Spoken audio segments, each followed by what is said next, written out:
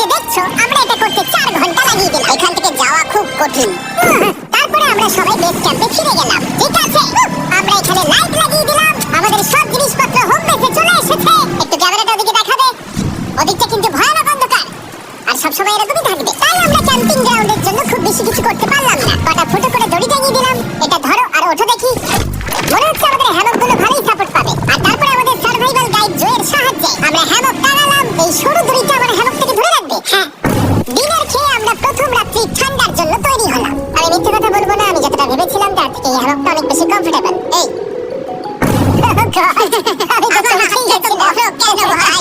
এই কেভটা 2.5 kilometre deep, আর আমরা এখন এন্ট্রান্সের কাছে ক্যাম্পিং করছি। কাল আমরা অনেক কিছু এক্সপ্লোর করব।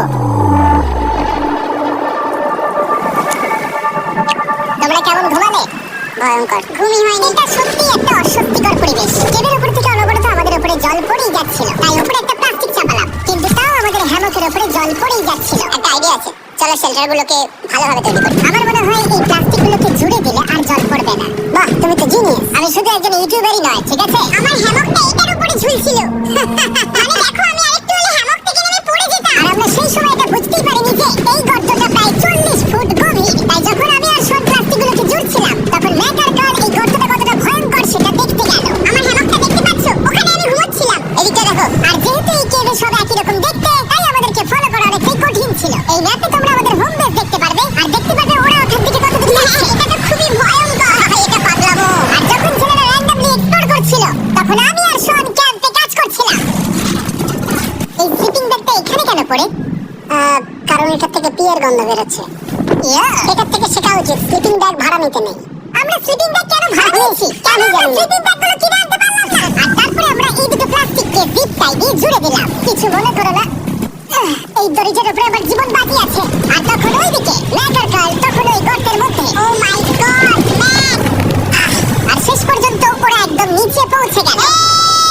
আমি তো ভাবলাম সবাই ক্যাম্প নিয়ে কাজ করবে। আমরা শুধু দেখাচ্ছিলাম জায়গাটা কতটা ভয়ঙ্কর। না পড়লেই হবে, তোমাদের স্কিল নেই। আচ্ছা, ঠিক আছে। যদিও ওদের এবার ফিরে আসা উচিত ছিল, কিন্তু কার্ল আর ম্যাক এটা কতটা গভীর সেটা দেখানোর চেষ্টা করল। ভাই, এটা দেখতে দারুণ লাগছে। তুমি কি নদীটাকে পার করতে পারবে? কিন্তু ওরা এটা জানে না যে এই রিভারটা এই কেভের গোটাটাই জুড়ে আছে। তার মানে এর মধ্যে আমাদের কিছুটা সময় কাটাতে হতেই পারে। হয়তো ওরা এসে গেছে। তোমরা রান্না করে রেখেছো তো? হ্যাঁ, রান্না করেছি। ঠিক বলেছ। একটা নতুন বাড়ি, ঠিক বলেছি তো? একদম। এখন আমাদের একটা ছাদ আছে। আর এটা তো দারুণ। জিমি রান্না বেশ ভালোই করেছে। আমরা আমাদের ফায়ার পিটটাকে এই সুন্দর জায়গাটাতে নিয়ে এসেছি। জায়গাটা কেমন? বেশ গরম, আরামদায়ক। এই পাথরগুলো গরমটাকে ধরে রাখবে এবং উপর থেকে যে পি পড়ছে সেগুলোকে আটকে দেবে। ওটা পি নয়, তাহলে ওটাকে কি বলবো? জানি না, হয়তো বৃষ্টির জল হবে। বা এটা বৃষ্টি নয়, পাথর দিয়ে করছে। এই একটু উপরে দেখাও। তুমি মেঘ দেখতে পাচ্ছো? পাথর দেখা যাচ্ছে। এটা বৃষ্টি নয়, রক পি। রক পি, ঠিক আছে, রক পি। ঠিক আছে, রক পি। আর একটা শুকনো রাত ঘুমিয়ে কাটাবার পরে আমরা ঠিক করলাম জো আমাদের সার্ভাইভাল এক্সপার্ট, তাকে নিয়ে আমরা কেভের শেষ প্রান্ত অবধি যাব। Cave! Cave! Cave! Cave! Cave! দেখা যাক আমরা কেভের কতটা গভীরে যেতে পারি। তোমরা কিন্তু মনে রাখবে, আমরা সবেমাত্র কেভের এন্ট্রান্সের দিকেই আছি। আর আমাদের ইচ্ছা এই কেভের শেষ প্রান্ত অবধি যাওয়া, অবশ্যই না মরে গিয়ে। ও মাই গড, এটা তো খুবই স্টিপ। আরে এটা তো সবে শুরু। আমরা কেভের আরো গভীরে এসেছি। তোমরা সবাই সাবধানে আসবে। এটা খুবই ছোট জায়গা। আমার মনে হয় না এখান থেকে আমি যেতে পারবো। কেভ এক্সপ্লোরে ইন্টারেস্টিং জিনিসটা হলো, যা হোক করে আমাদের এই ছোট্ট ফাঁকগুলোর মধ্যে দিয়ে এগিয়ে যেতে হবে। ও মাই গড, খুব ছোট জায়গা। তারপরেই খুব বড় একটা জায়গা আসবে। সেটা এতটাই বড় যে কিছু না দেখতে পাওয়ার জন্য এটা করতে হলো। ও মাই গড, এবার আমি সব দেখতে পাচ্ছি। এটা দুর্দান্ত। এটা তো অনেক আলো। ভাই, জায়গাটা কতটা সুন্দর দেখো। বাপরে, কি আলো! আমি তো তাকাতেই পারছি না। আমি তো অন্ধ হয়ে যাবো মনে হচ্ছে। বাবা, এটা কি হলো? আমরা বোধহয় ঠিক মতো এটাকে ব্যবহার করতে জানতামই না। চলো এগিয়ে যাই। আর তাই আমরা এগোতে থাকলাম। এই যে এই জায়গাগুলো, এগুলো খুব ভালো ধরা যায়। এগুলো ধরে এখান থেকে পা ঘুরিয়ে চলে আসতে পারবে। হ্যাঁ, একদম পারফেক্ট। জো সব থেকে ভালো কেভ গাইড। এভাবে কেউ গাইড করতে পারবে না। ঠিক আছে, এইবার ব্যাপারটা ইন্টারেস্টিং হবে। কি? এটা কি? এখান থেকে আমাদের ওয়েট শুট পরে সাঁতার কেটে যেতে হবে। গতকাল ম্যাক আর কার্ল এটা নিয়ে মজা করছিল, কিন্তু এই কেভে আমাদের পরের অ্যাডভেঞ্চারটা ছিল একটা প্রায় জমে যাওয়া নদীর মধ্যে। ও মাই গড, এটা তো পাগলামি! তার মানে আমাদের ওয়েট শুট পরতেই হবে যাতে আমাদের হাইপোথার্মিয়া না হয়। আমরা এটা কেন করছি? এই এক্সপেরিয়েন্সটা তো জীবনে একবারই হবে। এটা করলে হয়তো আর নাও বেঁচে থাকতে পারি। আমাদের এই কেভের শেষে পৌঁছতে হলে আমাদের এই নদীর মধ্য দিয়ে এই ছোট্ট ফাঁকগুলোর মধ্য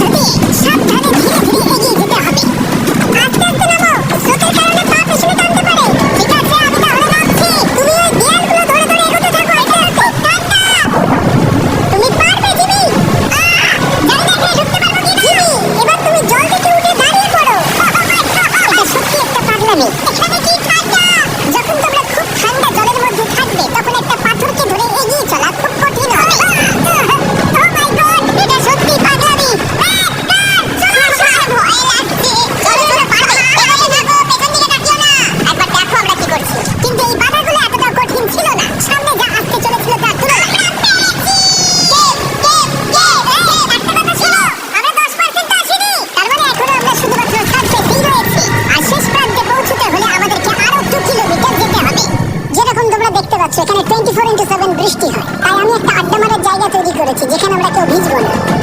আমি ভাবছি আমি যদি এটা না বানাতাম তাহলে কি হতো? আমি নিশ্চিত যে ওদের একটা ভেজা পাথরের উপর শুতে হতো।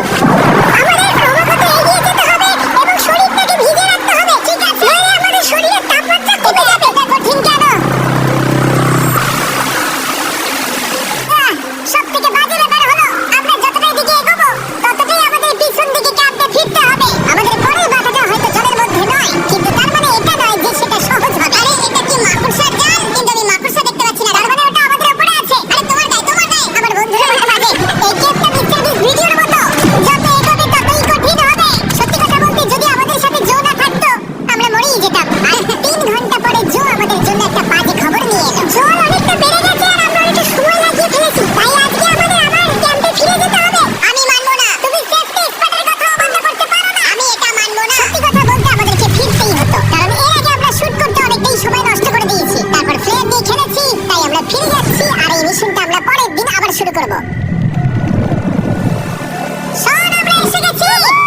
আরে তুমি এখানে কি করছিলে? এখন তোমরা কেউ ভিজবে না। আমি তো জানতামই না এই লাইটগুলো আমরা এনেছি। এগুলো দারুণ লাগছে, তাই না? দুঃখের বিষয় আজকে আমরা মাত্র 20% এগোতে পেরেছি, কিন্তু বিশ্বাস করো আমরা শেষ পর্যন্ত অবশ্যই যাব আগামী কয়েকদিনের মধ্যেই। আমার মনে হয় কোনোদিনই হবে না। আমরা ডে 4টা রেস্ট নেব আর ডে 5 এ চেষ্টা করব এই কেভের শেষ অবধি যাবার। দেখা যাক কি হয়। ডে 3 তে মজা হলো, কালকে আবার দেখা হচ্ছে। আর কেভের ভিতরে 3টে খুব বাজে রাত কাটাবার পরে পরের দিন সকালে আমাদের মাথায় শুধু একটাই কথা আসছিল, আমার একটা হট শাওয়ার চাই, তবে আমি এখন একটু শান্তি পাবো। ও, এখন শাওয়ার পেলে কিন্তু দারুণ হয়। আমি চান করিনি প্রায় 4 দিন হয়ে গেল। তোমরা নিশ্চয়ই জানো কেভের মধ্যে শাওয়ার করা সম্ভব নয়। আমাদের অনেকটা পথ হেঁটে সাবধানে আগে রিভার বেডের কাছে পৌঁছতে হলো। আমি আমার ব্রেনকে ফিল করতে পারছি। আমি এভাবে ব্রেনকে ফিল করিনি। চলো ড্রোন দিয়ে মাথার চুলগুলো শুকিয়ে নি। এদিকে এসো ড্রোন।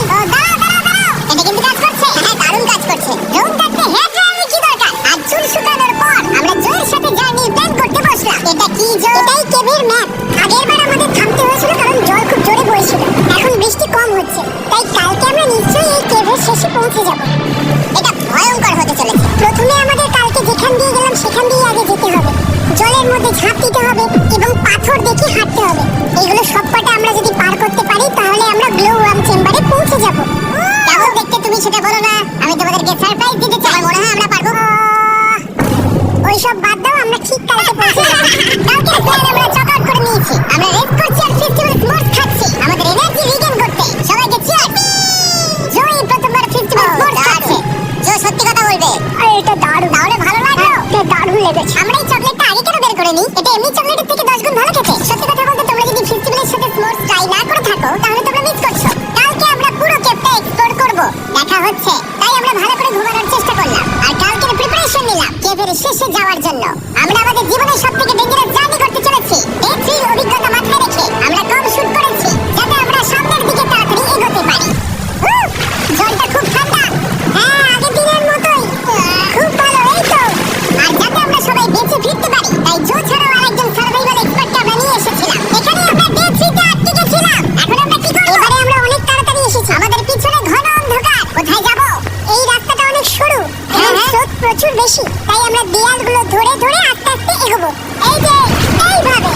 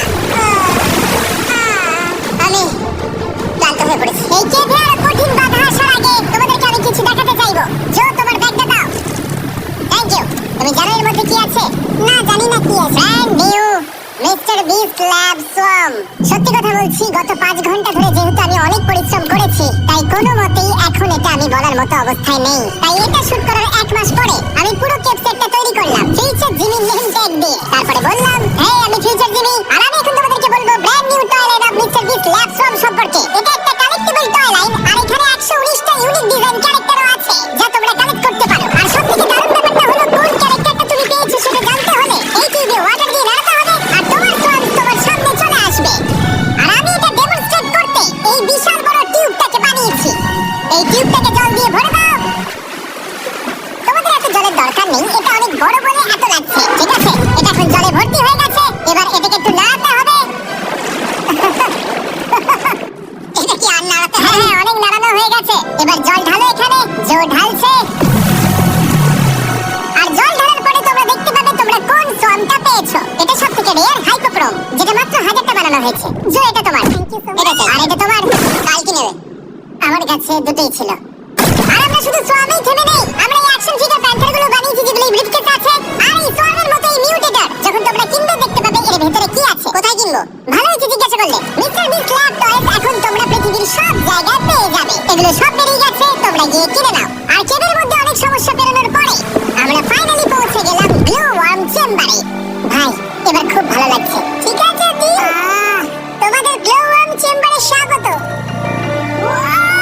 এটা দারুণ, এটা দারুণ লাগছে ভাই। এটা পৃথিবী মনে হচ্ছে না একদম। এখানে যে আলো তোমরা দেখতে পাচ্ছ সেগুলো আসলে ছোট্ট ছোট্ট বায়োলুমিনেসেন্ট গ্লো ওয়ার্ম তৈরি করেছে। এটা দেখতে একটা মিল্কি ওয়ে গ্যালাক্সির মতো লাগছে। ওয়াও! আর এই মুহূর্তটা, এই ভিউ, সত্যি বলতে এই ট্রেকের সমস্ত ক্লান্তি যেন দূর করে দিল। এখানে অবধি পৌঁছানো যেন সত্যি একটা অ্যাচিভমেন্ট ছিল। কিন্তু এখন আমাদের যাত্রা শেষ হয়নি, কারণ আমাদের এখান থেকে এখন বেস ক্যাম্পে ফিরতে হবে।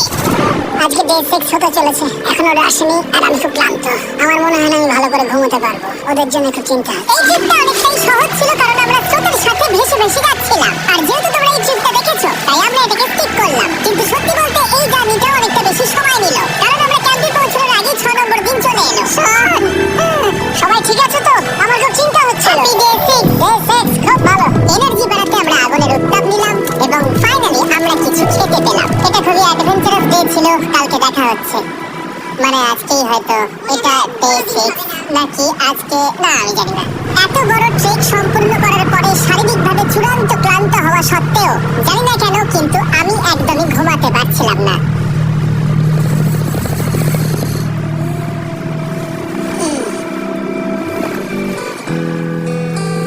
আমি 7 দিন সলিটারি কনফাইনমেন্টে কাটিয়েছি, কবরে কাটিয়েছি, 7 দিন রাস্তা থেকেছি। কিন্তু সত্যি কথা বলতে এটা সবার থেকে বেশি কঠিন ছিল, কারণ সব সময় ভিজে, ঠান্ডা, প্রত্যেক মুহূর্তে এই পাথরগুলো শরীরে ব্যথা দিচ্ছে।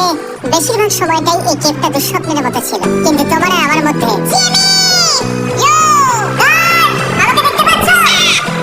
এটা পৃথিবীর সবথেকে উজ্জ্বল টর্চ। মজার মুহূর্ত অনেক ছিল। মাটির নিচে 300 ফুট গভীরে অভিযান চালানো থেকে আমাদের সবাই মিলে হ্যামক নিয়ে হাসাহাসি করা সবকিছুই অভিযানের অংশ ছিল। যেহেতু আমাদের সঙ্গ দারুণ, চলো টিভির মতো আওয়াজ করো।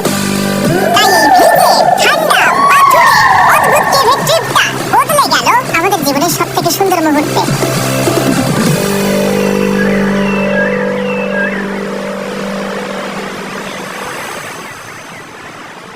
আমরা এখান থেকে যাব না যতক্ষণ না সবকিছু তোলা হচ্ছে।